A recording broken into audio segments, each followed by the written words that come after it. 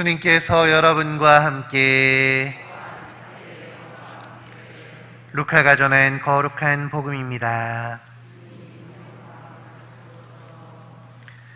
그때 사도들이 주님께 저희에게 믿음을 더하여 주십시오 하고 말하였다. 그러자 주님께서 이르셨다. 너희가 겨자씨 한 알만한 믿음이라도 있으면 이 돌무화과 나무더러 뽑혀서 바다에 심겨라 하더라도 그것이 너희에게 복종할 것이다.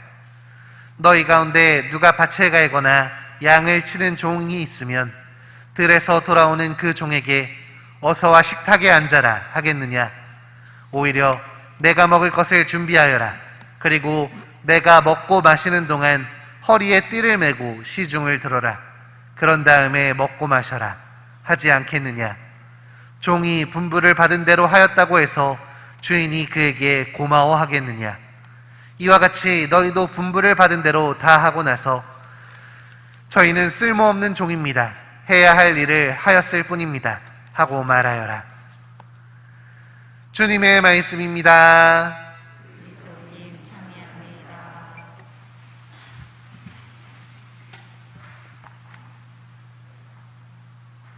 참 예수님, 오늘 복음에서 예수님께서는 겨자씨 한 알만한 믿음이라도 있으면 돌무화과 나무더러 뽑혀서 바다에 심겨라 하더라도 그것이 너희에게 복종할 것이다 하고 알려주십니다.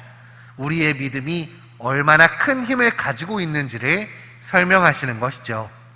그런데 이 말씀을 받아들이는 우리는 이 말씀이 참 어렵게 느껴집니다. 나름 열심히 성당에 나오고 예수님의 말씀도 지키려고 노력했는데 믿어도 아무것도 이루어지지 않는 현실이 있을 때, 아니 내가 가진 믿음이 겨자씨만도 못한 건가? 하는 생각이 들기 때문이죠. 참고로 겨자씨는 참깨의 반 정도 하는 사이즈입니다. 너무나 작은 것임에도 불구하고 나무도 옮길 수 없는 내 믿음은 그것만도 못하다는 생각에 자괴감에 들 수도 있습니다. 그런데 믿음이라는 건 대체 무엇일까요?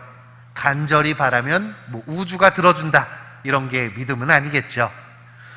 우리 그리스도인들의 믿음이란 하느님을 믿는 것입니다. 너무나 당연한 말인데요.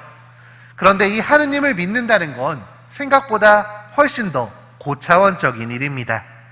보이지 않는 하느님의 존재를 믿는 것, 그냥 믿는 게 아니라 사랑이신 그분이 나를 사랑한다고 믿는 것이 바로 우리의 믿음입니다. 그래서 그분이 나에게 더 좋은 것과 더 필요한 것을 주신다는 걸 믿는 게 우리가 말하는 믿음의 요점인 것이죠. 그렇기에 진정한 믿음은 내가 원하는 걸 그분이 들어주실 거라는 생각이 아니라 그분이 언제나 나에게 좋은 것을 주신다는 확신입니다. 그분이 나에게 필요한 것을 주신다고, 어려운 일이 있더라도 이걸로 말미암아 내가 성장할 수 있다고, 이게 끝이 아니라 더 크고 행복한 것들이 나를 찾아올 것이라는 확신, 그것이 바로 우리가 가진 믿음입니다. 그렇기에 믿음을 가진 사랑은 하느님께 이것저것을 요청하는 것이 아니라 사랑이신 당신의 뜻이 이루어지게 해달라고, 선 그 자체이신 당신의 정의가 이루어지게 해달라고 바라게 됩니다. 요청하는 자세가 아니라 수용의 자세로 주님의 뜻을 찾게 되는 것이죠.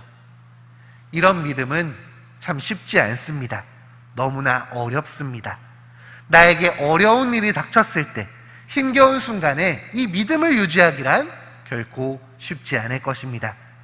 그러나 예수님은 겨자씨만한 믿음이 있다면 엄청난 일이 이루어질 거라고 오늘 우리에게 말씀하셨습니다. 이건 겨자씨만한 믿음도 없냐고 우리에게 화를 내시는 게 아니라 당신이 바라시는 것은 이 작은 믿음이라는 뜻입니다. 힘겨워도 어려워도 흔들려도 겨우겨우 붙잡고 있는 믿음, 그 작은 믿음이 우리를 구원할 거라는 그분의 약속인 것입니다. 그렇기에 오늘의 말씀은 우리에게 기쁜 소식, 복음이 될 수 있는 것이죠. 우리의 믿음은 정말 보잘것 없습니다. 너무 작고 미소해서 찾기 힘들지도 모릅니다. 그러나 그 믿음을 끝까지 붙잡고 있으면 나를 사랑하시는 그분이 나에게 더 좋은 것을 주실 거라는 희망을 놓치지 않는다면 우리는 그 작은 믿음에서 피어나는 희망을 발견할 수 있을 것입니다. 여기 있는 우리 모두가 내가 요구하는, 내 것을 요구하는 믿음이 아니라 그분의 뜻을 찾고 그분 안에서 행복을 누릴 수 있는 진짜 믿음을 가진 성숙한 신앙인으로 거듭나기를 우리 함께 기도하겠습니다.